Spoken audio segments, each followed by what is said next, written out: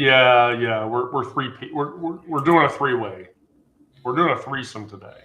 Mm-hmm. Yeah. Was it? But I'm not gonna be the top. I'm just telling you.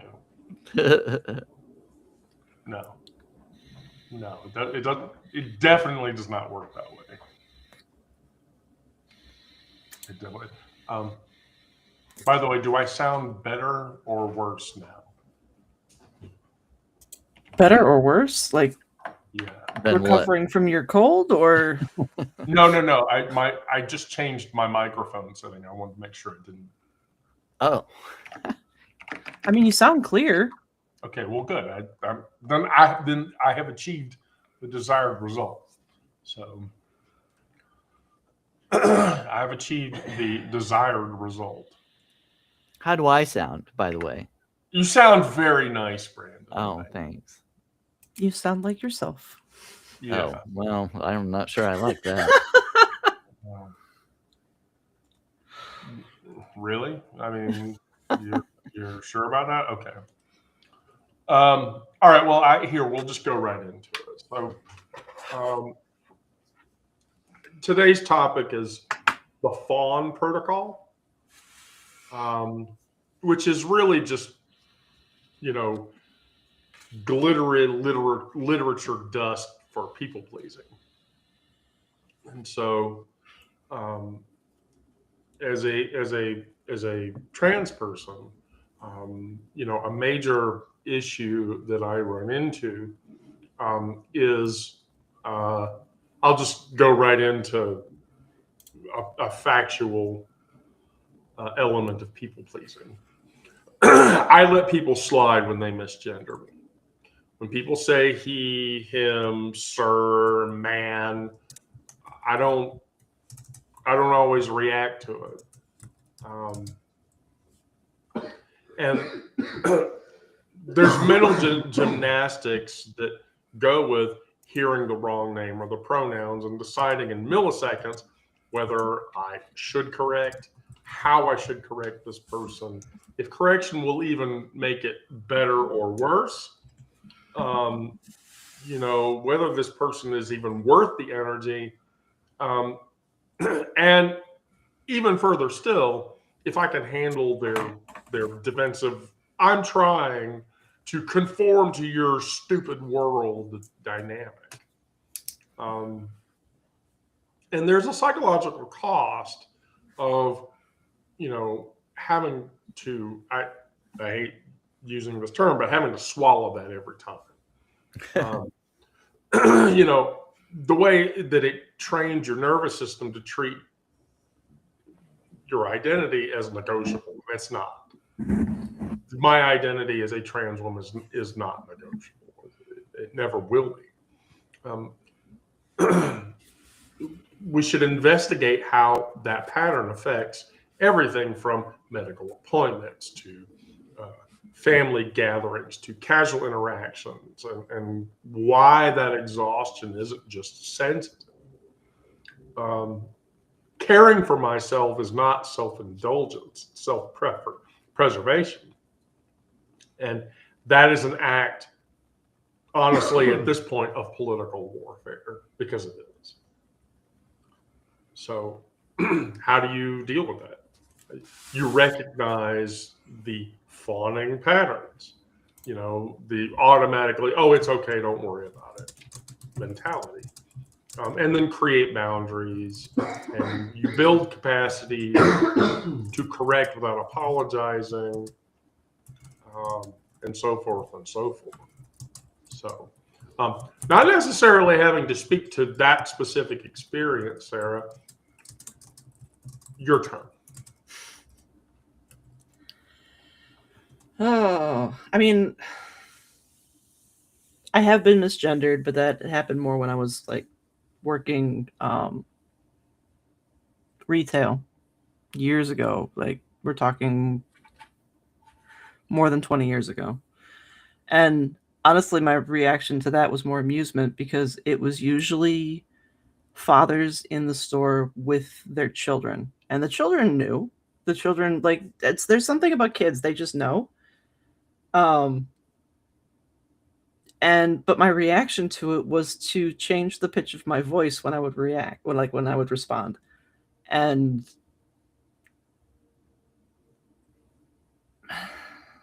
I mean, it was effective. I didn't actually have to have a conversation, but it corrected where I didn't necessarily have the want to have the conversation. It still made the correction. It put the correction out there. But personally, I was more amused by it just because I didn't personally have a vested interest in how I was publicly perceived. It didn't matter to me one way or the other.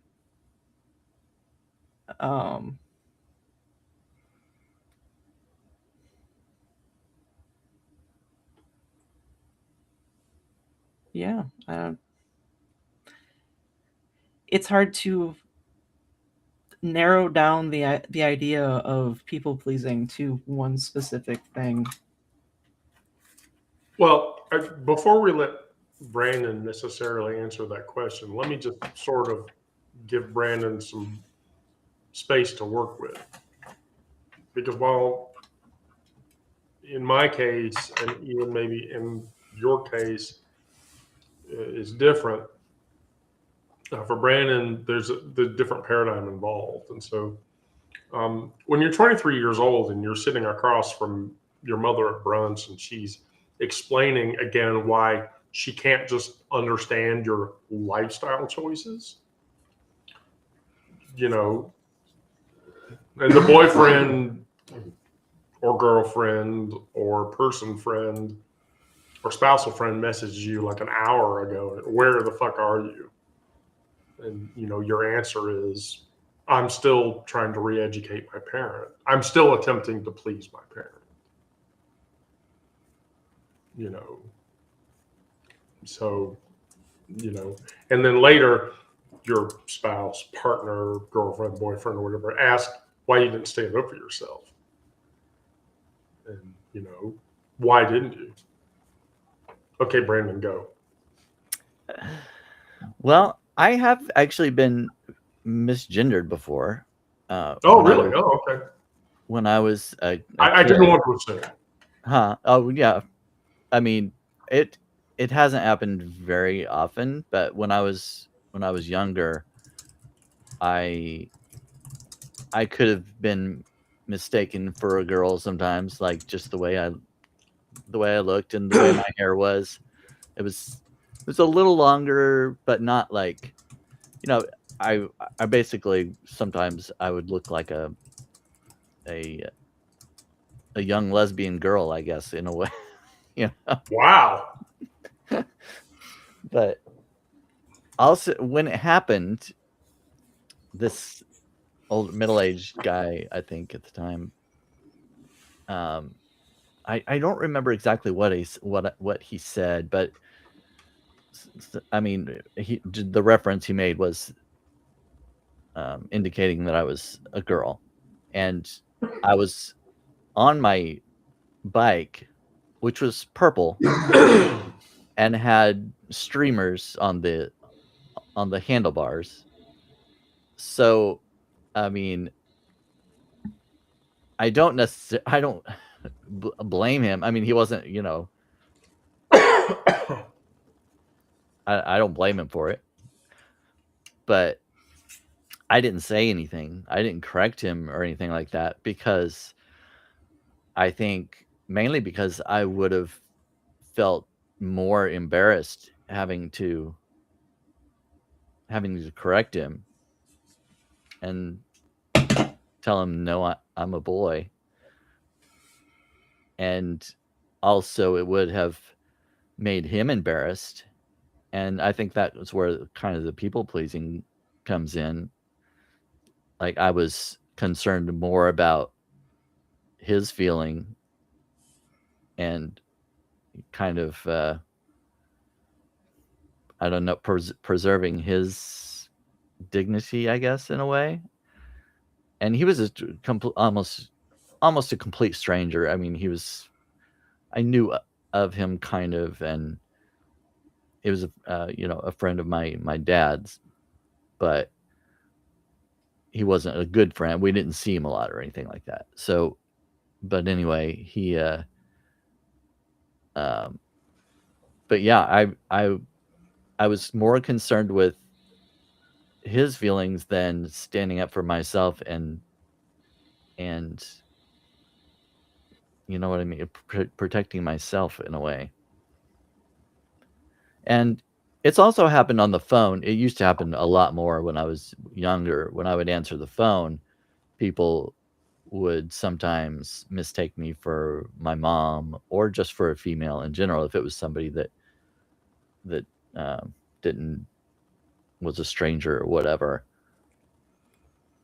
And I wouldn't correct them. I mean, well, if they mistook me for my mom, of course I would say, "No, no, this is Brandon," um, or "No, this is Brandon," or, you know, This is Brandon. yeah.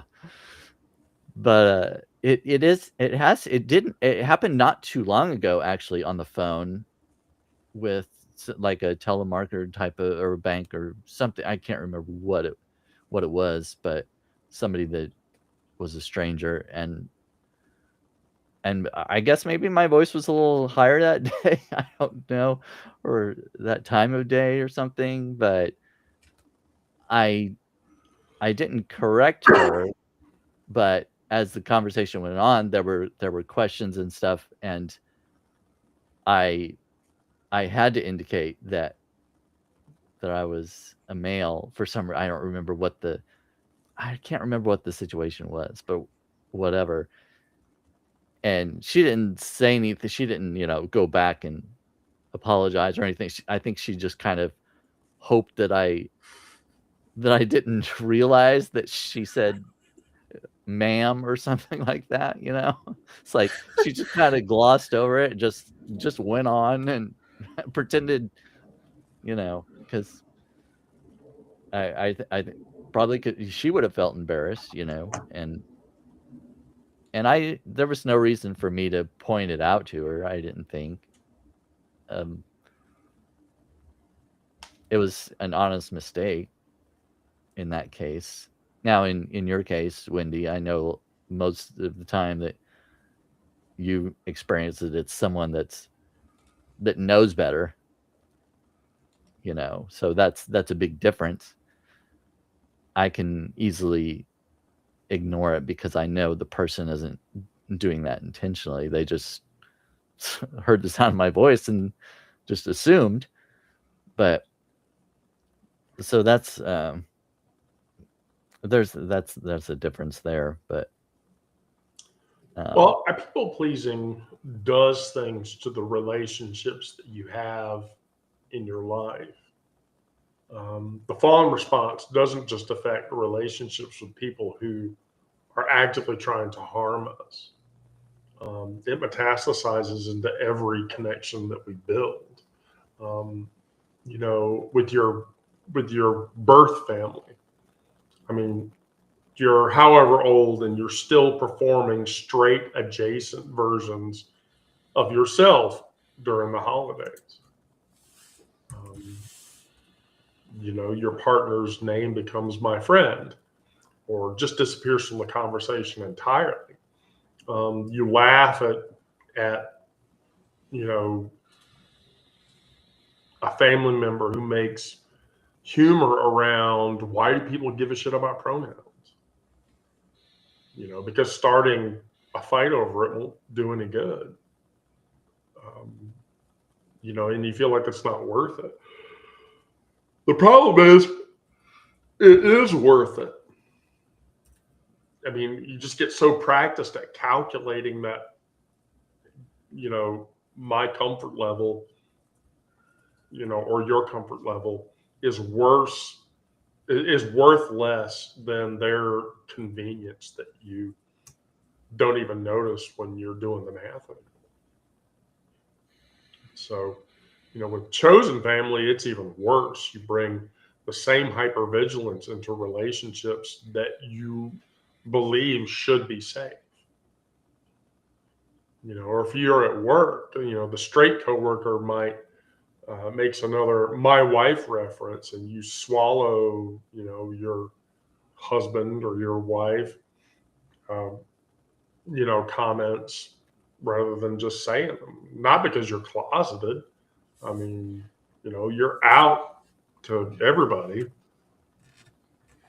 but you do that because you've learned that every mention of the fact that you're queer is an invitation for someone to have opinions, and maybe you don't want to put up with that. Or going on a date. First dates become auditions where you're trying to figure out what version of queer they can handle. Too femme, too masked, too out, too political. I mean, you're shape shifting from one to the next to try to satisfy a requirement because you're attracted to that person and you want to have a relationship with that person. So you perform neutral. You're not along when they complain about one thing or another. And the cruelest part of that is, we do this because that's what we learned to do through years of rejection and violence and the threat of both rejection and violence, that our unmodulated existence costs us those relationships. We sand down our edges and we perform palatability and then wonder why we feel so fucking lonely, when we're surrounded by people. We don't get it. Sarah? The more I'm thinking about it, the more I'm realizing I kind of have a slightly different approach, because I'll perform people pleasing for people that I'm close to, that like my biological family. But when it comes to strangers, general public, I will intentionally make them uncomfortable.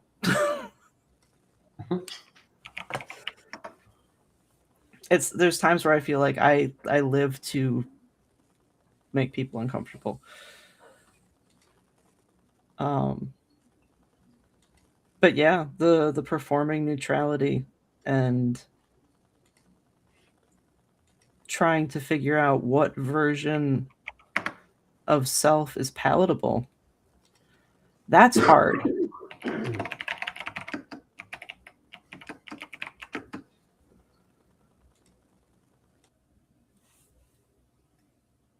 I mean, my people pleasing is mainly revolving around like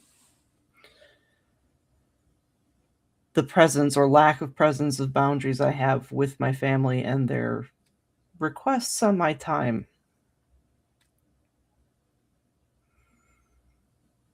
So a big one is, for my sister. More often than not, I'm running out there every weekend to help her with childcare, or sometimes during the middle of the week. And it's only recently that she's gotten to the point where she's like, oh, I should probably compensate you for your time. Which, it helps, but I still only have a finite amount of time every day. And it's hard for me to tell her no because she doesn't have anybody else to turn to for that stuff. Her ex is problematic, even though, court ordered he's being brought back into the picture. Problematic is putting it very mildly, by the way. Yes. Yeah. And it's not like our mother can go out there and take care of my nephew because he's 6 and he's hyperactive and he's a lot for me. And my mother is 74. She's not going to be able to handle all that. So I just deal with it.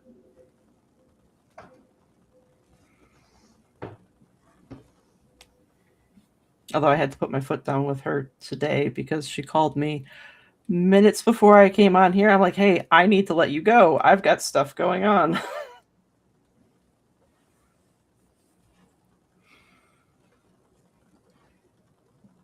Brandon.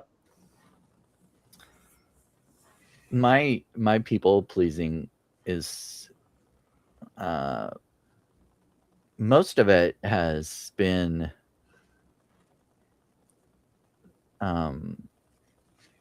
for my mother and the use of guilt trips really exacerbated that, you know, when you're made to feel guilty, you you don't like that feeling. You don't like feeling guilty, and so you want to alleviate that. So you do whatever to alleviate that guilt and make the other person feel better. And in my case, I knew that if I were to have come out, my family wouldn't have accepted that or like that. And besides the fact that they would look at me negatively, they would also feel hurt. And I wouldn't want to do that. So that was a big reason for staying in the closet for a long time. And I think recognizing the tactics of guilting, shaming, those kinds of things, and accepting myself, I realized that I can't keep pleasing everyone else at the cost of my own happiness, peace. So I'm sure I perform a lot of things due to people pleasing still today. I feel obligated to do certain things, to go spend time with my family and things like that. And it's not that I necessarily resent it all the time, because I do want to spend time with them. I want to be around my family at Christmas and Thanksgiving and things like that, But if I were to be invited somewhere else or have some other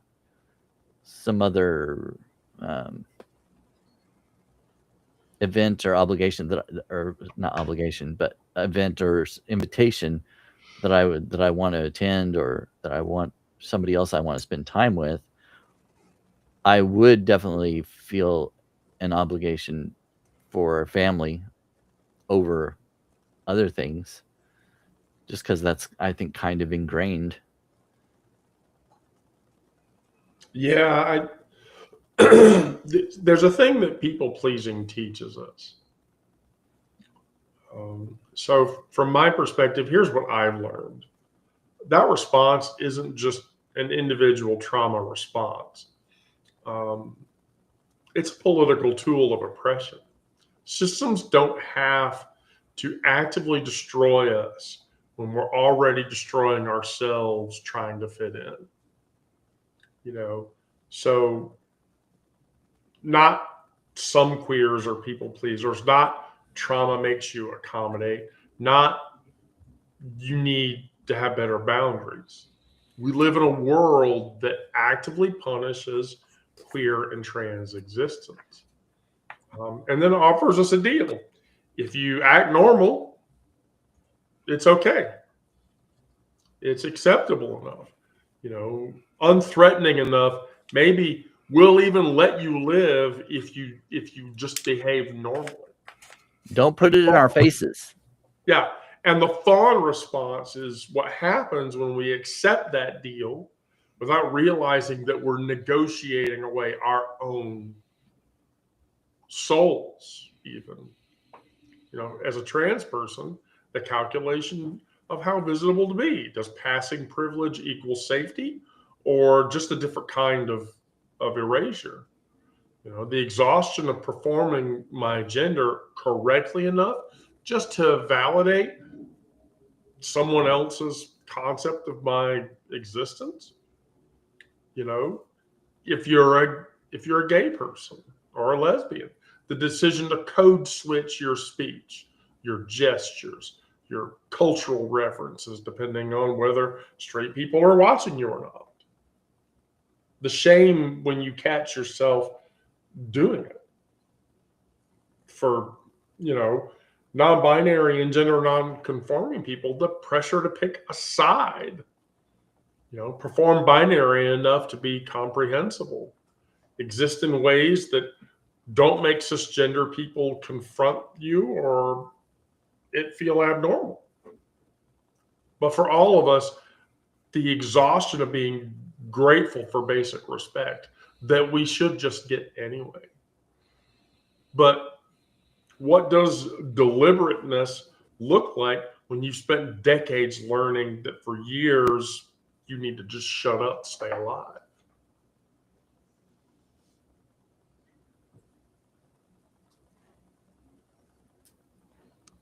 That's my question.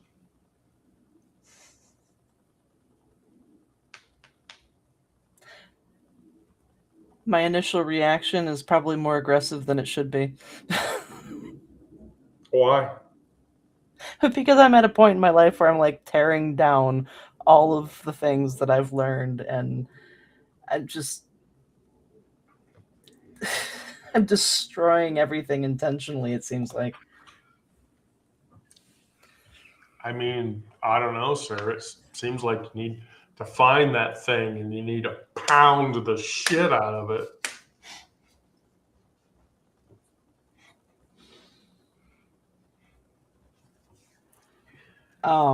What Brandon was talking about with the like people pleasing for family and the guilt trips and stuff like that. My mom is absolutely somebody who will do the guilt trips, and I actually had to sit down and have a conversation with her about it. Like you every time you want to try to influence me to do something or decide something a certain way, you end up saying things that make me feel bad about not doing whatever it is. And so after having that conversation, she is getting better. But for Christmas, she keeps asking, like, I don't know what's going on, and I don't know what I'm invited to participate in, and stuff like that. But this Christmas, I'm actually doing something a little different. I was invited by a coworker to spend Christmas at what he calls his orphan's Christmas, where he holds a Christmas party. It's an all-day thing. It's tons of food, movies, music, and just a ton of queer people just hanging out because they've got no place else to be. It's Hi, Eileen. Hi, you guys. Sorry to come in while you were talking. I was listening. But We're mid speech. Yeah, Just let Sarah finish it up. exactly. But that's what I'm doing instead of participating in any kind of family stuff on Christmas Day. And like I had to tell her, all right, so on Christmas Eve, I'm supposed to take my child to my mother-in-law's house. And on Christmas Day, I'm supposed to go to Kyle's house. I said, I don't think you want to go to Diane's, but if you want to, you can come with us. Kyle didn't invite you. And then New Year's and whatever else, we're spending out at my sister's. So that's what she's invited to that. So she's going out to my sister's on Christmas Day.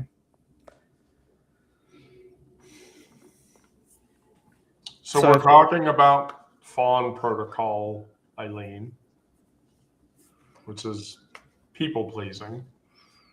Oh. Like Clarice on Rudolph the Red-Nosed Reindeer. She's never mind. She's the perfect little reindeer. There's a perfect reindeer on Rudolph the Red-Nosed Reindeer? Yeah, when Rudolph says, "She thinks I'm cute," and then he flies, because he's so excited. And she has the Oh. long eyelashes. And Yeah. anyway, I don't know. Yeah. But Well, yeah, yeah, I can, because he covers his nose with the black stuff, rubber so thing. it Yeah. doesn't grow. Coal. I believe it's coal he's using. Oh, okay. I couldn't remember. Somebody can correct me if that's not. Rudolph's gonna get black lung.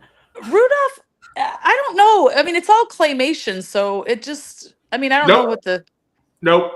Oh. It is not claymation. It is stop motion puppetry. Oh, stop motion puppetry. Yeah, you're right. Because the Yeah. claymation is that other guy with the cheese, the whatever that other. That's Gromit. Chicken, Wallace Run, and Gromit. Chicken Run is claymation. Wallace and Gromit is Wallace and Gromit. claymation. Yeah, Wallace and claymation. Gromit. Yeah, you're right. Stop motion animation. Okay. Yes. Anyway, I feel like I just came in like a wrecking ball.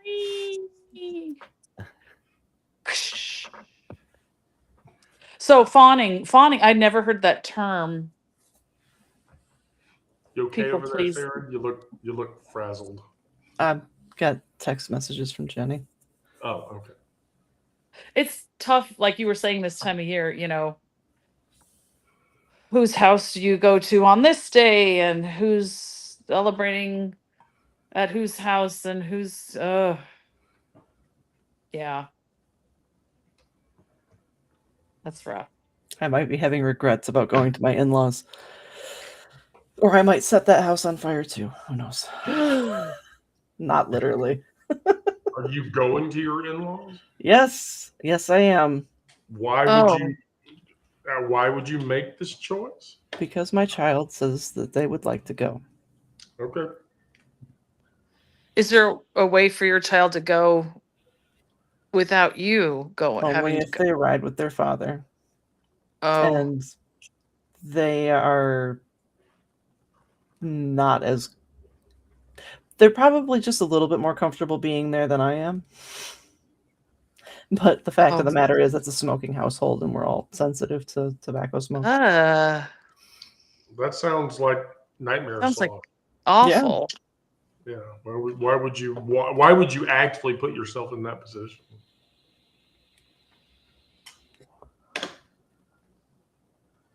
Like my dad always said to me, like after the divorce, like oh, I would just all the things would surface about my ex-mother-in-law, and like, why didn't I see this sign? And why didn't I see this sign of her just telling me to put up and shut up and put up or whatever all those years? And, blood's thicker than water. Of course, she's going to take her son's side. And then after the divorce, I'm just like, they're like, oh, how's so-and-so, asking about my ex-mother-in-law. And I'd be like, huh? What? I don't know. Why don't you call him?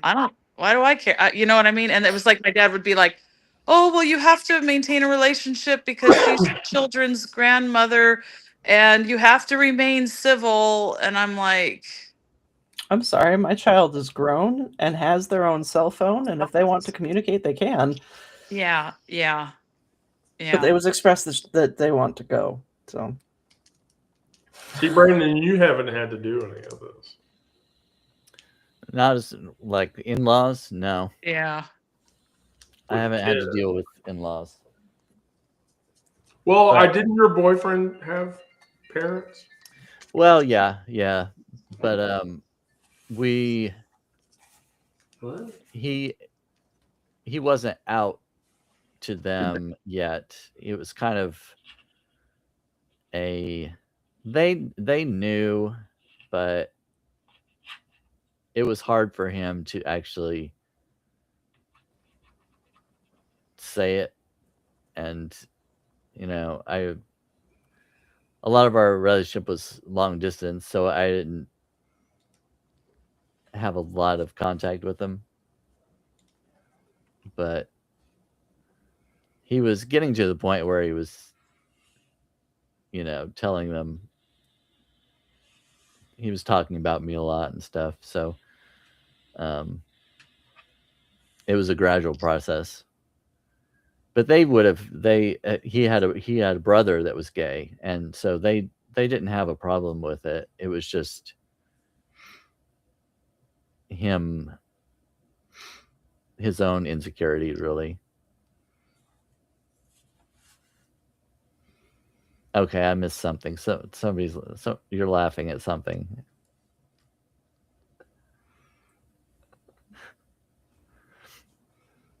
All right. Well, I guess I'll be out of the joke for now. I'll find out later. I missed it too.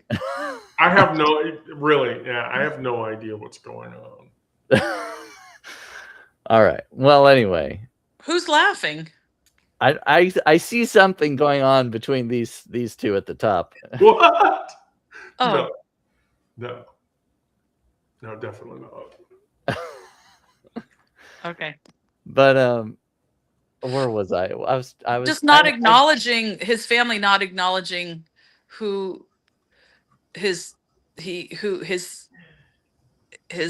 was, his essence, his self, his whole personhood, and then you're having to pretend or act as if, or I don't know, or just it just goes unsaid. It just goes unacknowledged. Yeah, and that's just a weird place. That's a difficult place because, I mean, if you care about you care about their family as well. If you have even if it's a boyfriend or yeah. Can I ask you, Brandon? Did you have contact with them after he left? Yeah. And was there reconciliatory? Yes, he was, and yes, I loved him. Yeah, I mean, I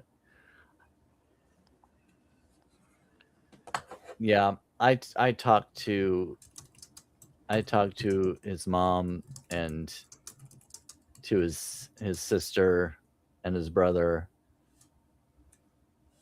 and I didn't maintain contact a lot. I still sent his mom flowers on his birthday for a few years after. And that's sweet, Brandon. That's really well. I mean, that's not performative. That's raw feeling. That's not actually people pleasing.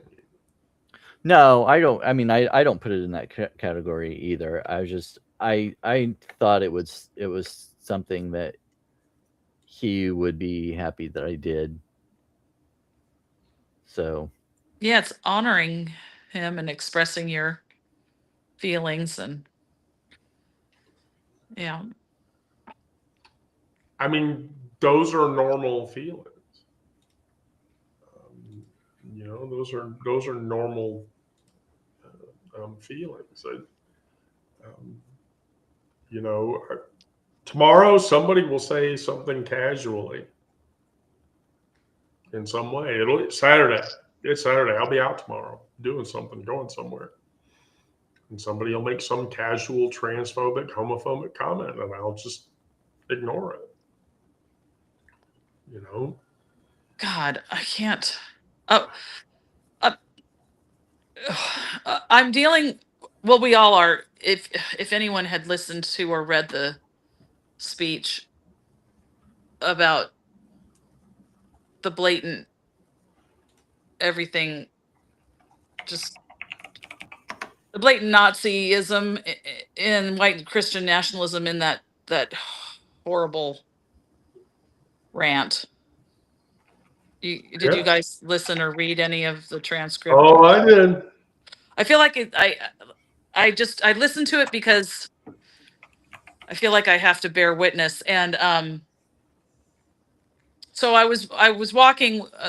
There's a group of people that walk, or sometimes we get together with like one or two people, say, let's go to this green belt and walk. And there was a couple that drove to my house, and we walked my green belt today, and we were talking about why the Democrats lost the election in 2024. And the lady was convinced, it, well, what was it? Okay, so the whole like campaign with the paying for the prisoner with the trans surgery, and Kamala showing her weird, her not her weird, they made her look weird, like in this ad that ran on every sports event in Southern California. My sister said, because I mean, she watches, like, her husband watches golf and football, and any it was just everywhere. That, do you guys know? Did you see that commercial in your part of the world? Okay, It doesn't sound familiar.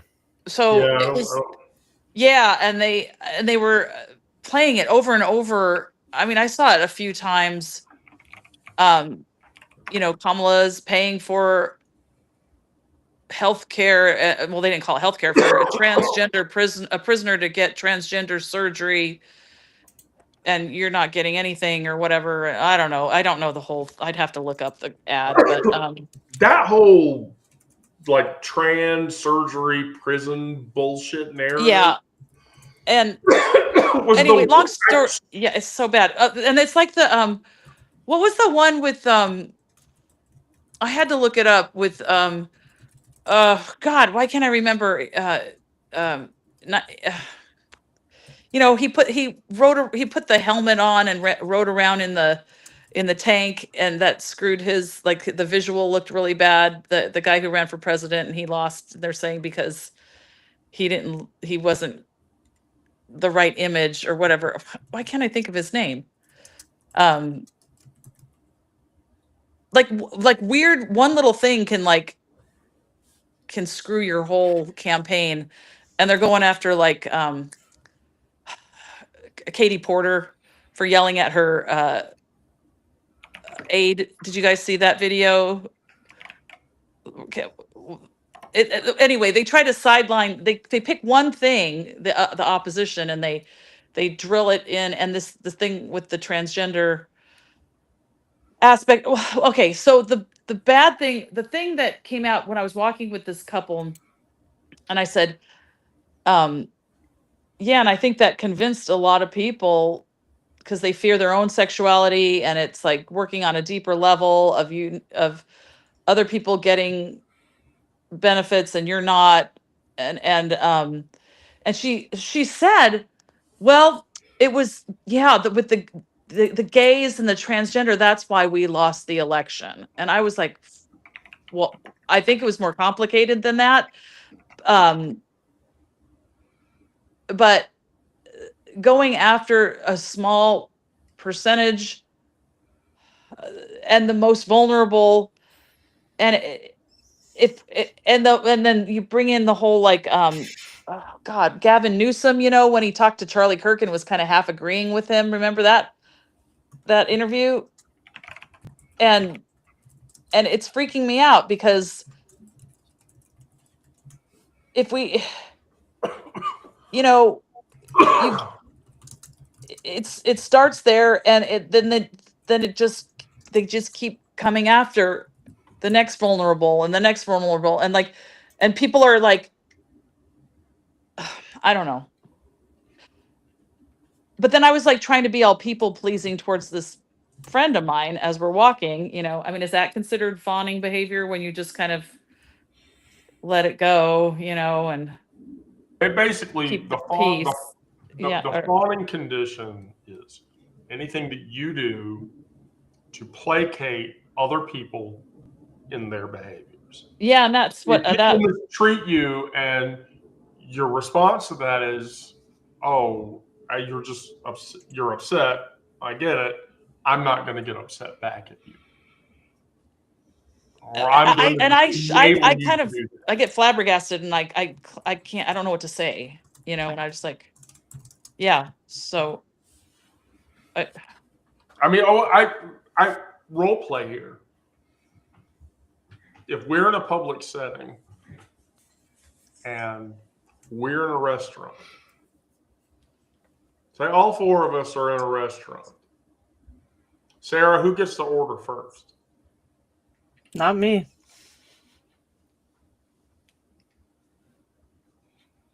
Why is it always the gay guy? Well, that's how it is, isn't it? Isn't Wait, it? but I'm the oldest, right? No, like the woman's Yes. supposed to go first. So Oh, very yeah. least- Okay. At the very least, it's between Eileen and I. But then, if the waiter looks at me and says, "Sir, what would you like to drink?" If I don't say anything, are you going to say something? Either of you. Well, yeah. We'd address you properly and ask you the question again. Yes, that's what I was going to say. Right, Wendy, yeah. what would you like? Yeah. She would probably like it but sensibly, but in the same capacity, if we were out and Brandon was with a guy and, a waiter says, "Well, what does your friend want?" That's his boyfriend, bitch. You need to recognize that. That's his date. Shut the fuck up. I mean, but the fawning protocol, the fawning condition is Yeah. you just don't say anything. You enable that person to behave that way. And then what I said to this person, I said, well, I think it's a lot more complicated than that. The gays and the trans issue we didn't lose. She wanted to place full blame on that issue. And, ugh. But that's the issue, is that it is not that simple. That it's not what? It's not that simple. No. It isn't. No. Here's what I know. Okay. The fawn response exists within us when we were closeted, when we were in denial, when we, whatever other condition, when we needed to, because it protected us. But survival is definitely not the same thing as living. We're not required to perform digestibility just to justify existence. Nobody should do that. I don't care if you're fucking straight. I don't care if you're queer. I don't care if you're trans. I don't care if you're gay. I don't care if you're black, blue, red, hung, or hurts. But we're not responsible for managing other people's discomfort with who we are, our transness, our queerness, our gayness, whatever. We're not obligated to shrink ourselves into shapes that fit into their narratives, because that's bullshit. Yeah. And the work isn't about not fawning again, because there's capacities where you'd be able to do that. The work is about recognizing when we're fawning out of genuine danger assessment versus just fucking programming. It's about slowly, carefully, methodically building lives where we need to do it less. I mean, Sarah will laugh about it, but when she was here last week, we went to Friends on Ponds, which is a POC queer bar hangout in East Atlanta. And we came in, we sat down, the bartender walked over. "Hey, girls." He was gayer than Brandon. That bartender was great. Yeah, he literally was gay. I'm sorry, Brandon. He was gayer than you are. And honeys, what do you want? And we're like, I mean, sorry to be crashing or whatever. He's like, well, the cold tempered. It's so cold outside. People aren't so thanks for coming or whatever. And he was super friendly the whole fucking time. And it's in a space like that. You don't care about walking around a pool table and shaking your ass and making comments and shit at people and walking over to the bartender, honey, can you give me another drink? I need more. You know, that's not performative. That's just being yourself. God dang it. Yeah. So, you know, it's about finding people and spaces where our full unedited selves are not just tolerated but celebrated. You know, of course, you know, I was behaving rather sluttily that night. You had a lot to drink. I was definitely the life of the party. How fun. Oh, yeah, Eileen, you had a blast. You would have had a total blast. Yeah. See, and Nikki says that space doesn't exist for her, but it should. It really should. Brandon, I have to tell you, I was looking the other day. Like, there really aren't gay establishments in Kansas City. You said there are or aren't? There are not. Oh, yeah. There are a few drag bars, but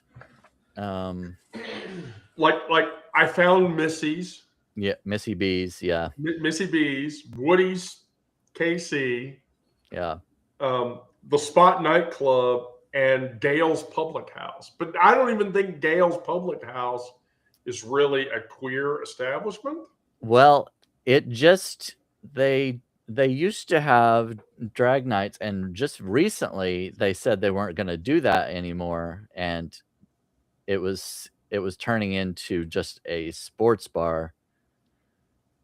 But there's also Hamburger Mary's, which is a drag bar.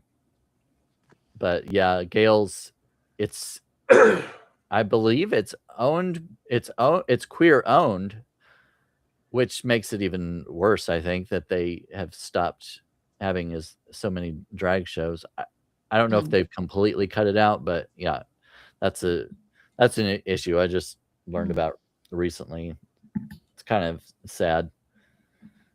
But I mean, I've heard people talk about June's nightclub. But that's familiar. Like one of those 2-drink minimum places. Oh. Well, you were saying finding those spaces, and that is a good way to build your confidence. But I think one of the goals to overcoming people pleasing is to build up your self-esteem and love yourself more, or at least as much as other people. Because when you people please, you are kind of putting their needs and looking at them as if they're more important than you are, because you're pleasing them at the cost of your own happiness. But if you actually looked at yourself, if you had more self-love and believe you were worth more, I think that would cut down on a lot of the people pleasing, because you love yourself enough to please yourself more than you're trying to please everyone around you. And speak your truth. Yeah, well, I mean, that's it. Like I said, when you go into a queer space, when you go into a space like the Sanctuary, By the way, Yeah. I've said this before. If they hit the lottery for a bunch of money, I'm literally opening a coffee house bar and I'm calling it the Sanctuary. And I'm literally going to find a gay, queer, female to male, trans guy named Miguel, and he's going to be the bartender. That's all there's going to be to it. You know, because you should have that space. That space should exist.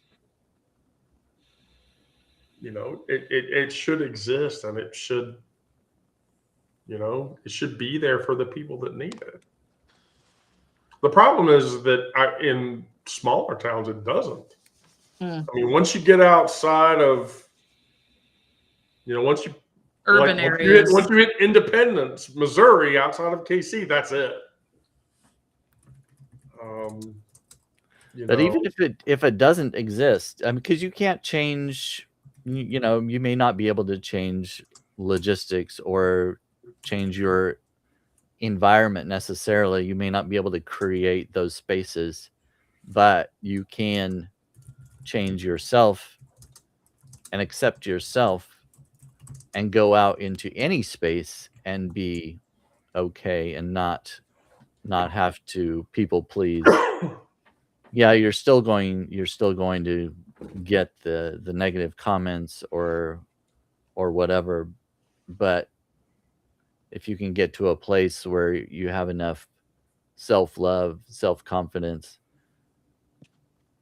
that you can live the way you want and not have to worry about pleasing the public or your family or anything else. And of course I'm kind of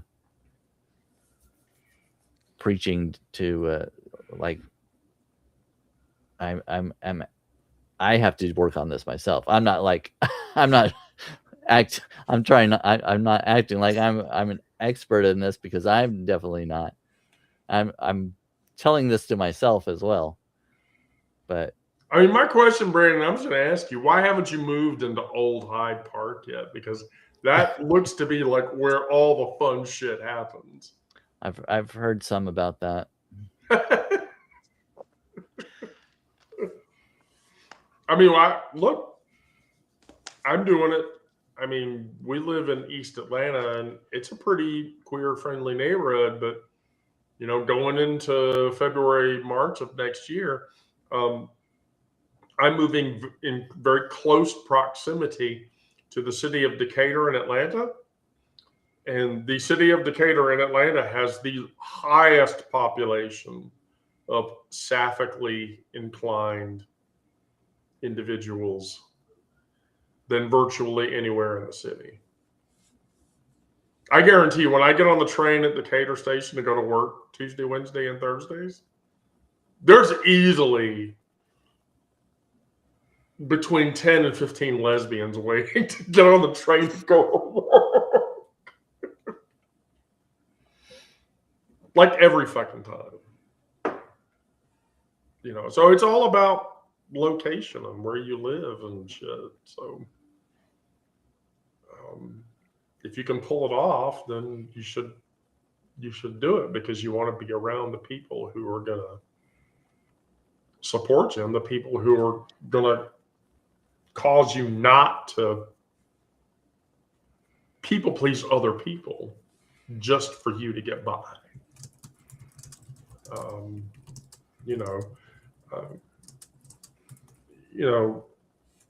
Tonight something will happen, tomorrow something else will happen, but maybe, you'll find one moment that you choose for yourself to let someone else sit with their own discomfort instead of managing it for them. Because it's not your responsibility to manage people's uncomfortability with who you are.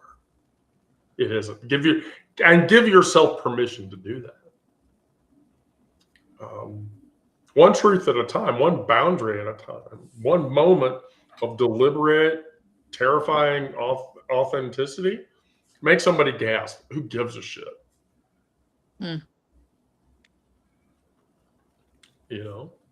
It's like going into a room full of Trumpers and saying, I'd suck Biden's dick.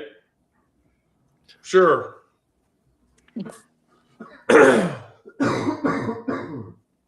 Problem with that is, though, you do that, and probably half the Republicans in that room would say, I would too. Well, and it's like, in that walk, we were, they, both of the husband and wife, and they never had kids, and they're older, and they said, oh, I don't agree with hormone replacement or blockers, puberty blockers. Like, you shouldn't do that to kids until they're 18. And then I came back when I'm like, I'm going to talk about this. It prevents suicide in these kids. And we don't want the government making these decisions. We want to leave it to the doctors. And, and I just spoke it out. I'm like, I'm sorry. I'm going to keep saying what I know, what's good and what's helpful, and not what's mean and hurtful. And it was just rough. It was rough.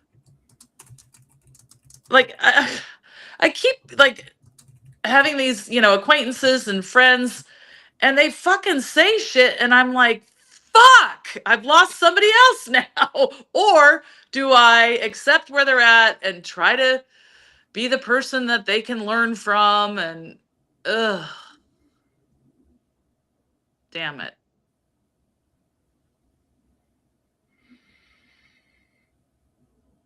I mean, I've stopped letting my mother-in-law walk all over the Palestine issue.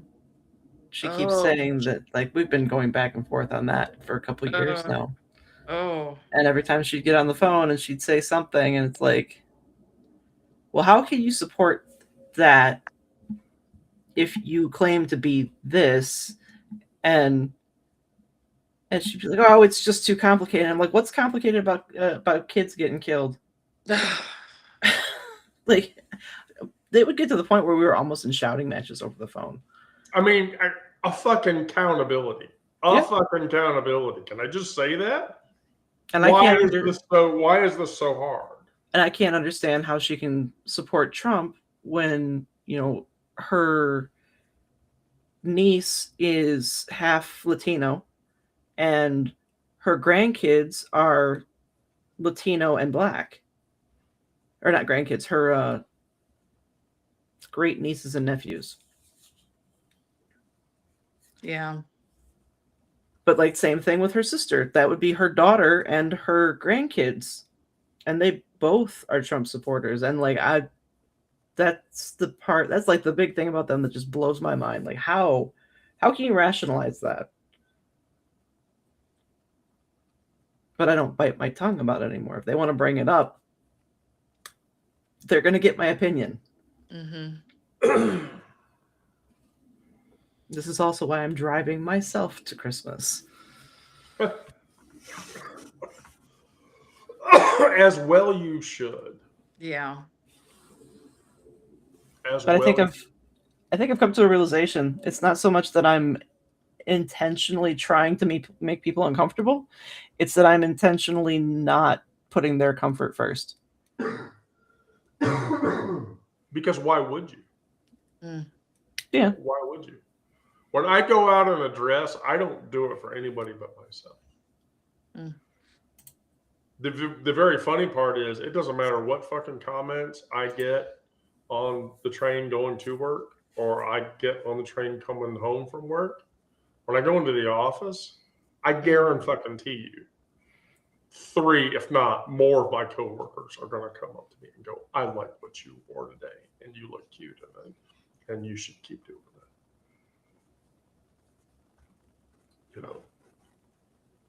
And you tell them, like, well, I was on the train today. Don't listen to those people. Don't listen to those people. Mm-hmm. Because just don't fucking listen to those people. It's stupid. It's stupid and it's dumb. So, Brandon, do you have anything to close with?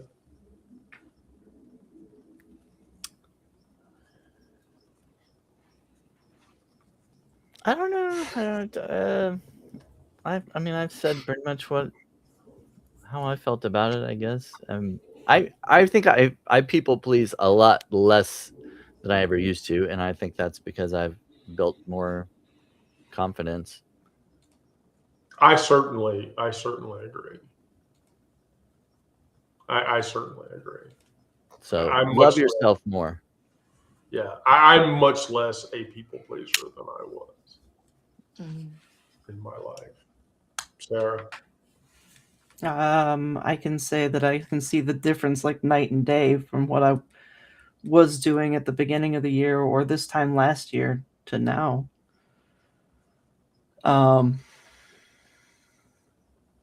Are there still aspects where I am still performing the people pleasing? Sure. You can't break all the habits all at once. no. Yeah. But I'm gradually identifying where it's happening and doing what I can to set the boundaries so that it doesn't keep happening. Yeah, exactly. Yeah, exactly. Yeah, I agree 100%. I agree 100%. So, Eileen, final thoughts? You Well, came in.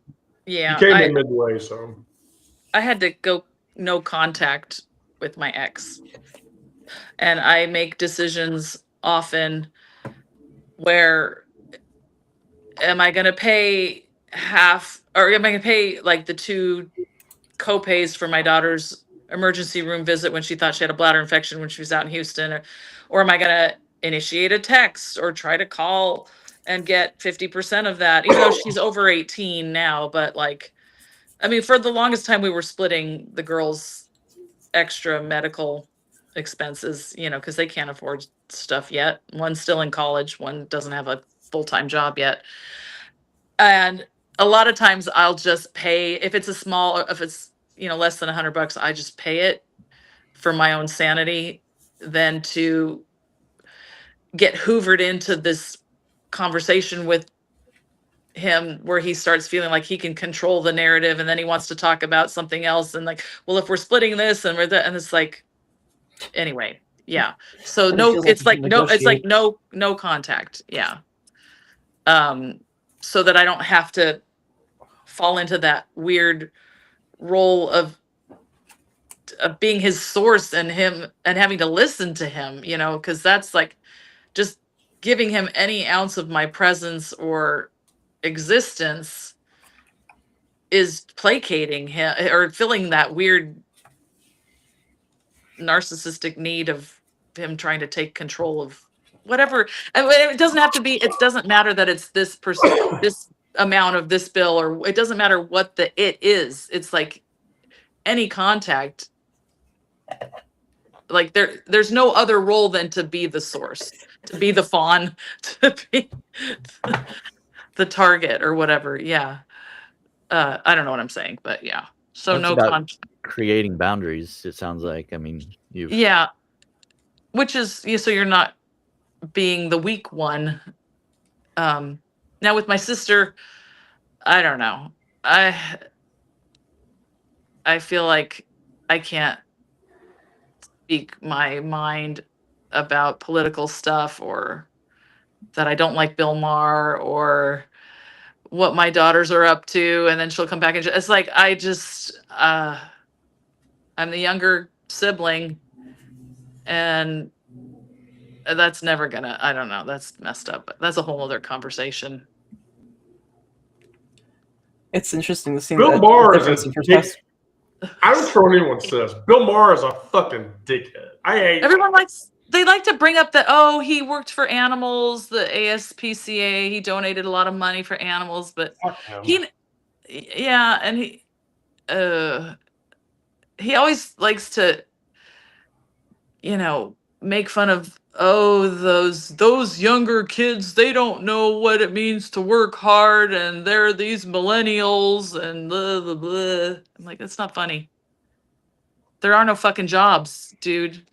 Like, you can't deliver newspapers and work at the five and dime and have a life. Like, what the fuck?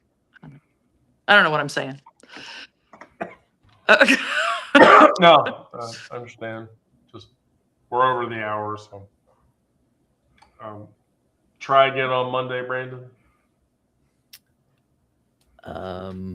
Monday. Yeah, what do you have scheduled for Monday? I've got one pretty much every day, almost. I'm not going to be available Monday. I've got work lunch Monday and Tuesday. Lunch. You have lunch. Sure. I've got one at noon on Monday, but Okay, wait. We could go 1:30 or 2 to break it up if you want. Are you talking Central, Brandon? No, Oh. Eastern time. I'm talking Central. Noon Yeah. Central. Okay, so you have one at 12 Central. Yes. Okay, we can go at 2. We can go at 2 Eastern if you want to do it. That's 1 Central. If you don't mind doing it back to back. No, I'll just I'll just maybe just a little bit late or something, but I might be back by then. We'll see. Our lunch is at 11, so. What date? Oh, I picked up a reserve block. I don't know if I'm coming or going on Monday. I thought they were going to offer daily release time, but now I'm on the hook for a 3-day block of reserve starting tomorrow morning at 3 a.m. my time. Help me. So, but if I'm around, I'll pop in. Okay. I'm trying to figure out what the fuck is going on over here, and it's weird.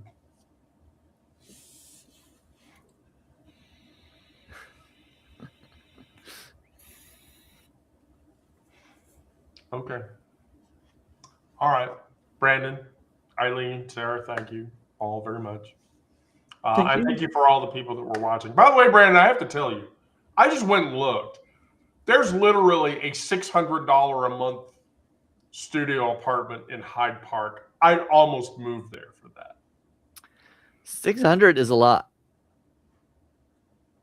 for me. Are you? Is that a lot for the region, or is that just a lot? No, that's a pretty good one for that area. I mean, they're between 600 and 1,000. Like here in Atlanta, a one bedroom, 1,800. Yeah. Yeah, which But I wouldn't be able. I'd have to quit doing this job. I'd have to find a better paying job. Mm. Well, I mean, if I hit the lottery, and I open up the Sanctuary Bar, you're going to become my publicist. So,